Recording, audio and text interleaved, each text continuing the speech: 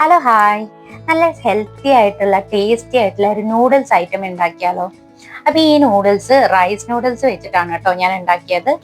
Exotic ഫുഡിന്റെ rice noodles ആണ്. ഇതിന്റെ ടിന്നും ഇതുപോലെ കുറച്ച് വലുതും അവൈലബിൾ ആണ് കേട്ടോ. ഞാൻ ഇത് ഒരുപാട് നാളായിട്ട് യൂസ് ചെയ്യുന്നതാണ്. ഇതിന്റെ കൂടെ നമ്മൾക്ക് മസാലാസ് ഒന്നും അവൈലബിൾ അല്ല, വെറുതെ നൂഡിൽസ് മാത്രമേ ഉള്ളൂ. ഇത് നമ്മൾ വേണം ഈ മസാലയൊക്കെ പ്രിപ്പയർ ചെയ്യാൻ. സാധാരണ നൂഡിൽസ് വേവിക്കുന്ന പോലെ വെള്ളത്തിലിട്ട് വേവിച്ചെടുത്ത് മാറ്റി ഊറ്റിയെടുത്ത് വെക്കുക.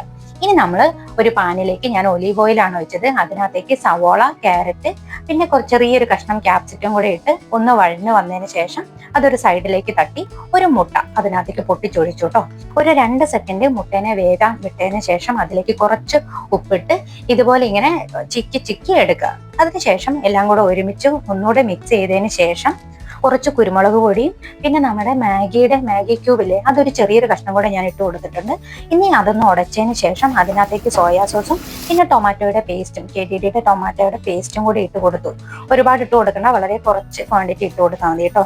ഇനി നമ്മൾ വേവിച്ച് വെച്ച നൂഡിൽസും കൂടി ചേർത്തതിന് ശേഷം മിക്സ് ചെയ്ത് ഒരു 2 മിനിറ്റ് അടച്ചു വെച്ചൊന്ന് വേവിക്കുക. ആ മസാലയൊക്കെ ഒന്ന് പിടിക്കാൻ വേണ്ടിയിട്ടാണ് കേട്ടോ.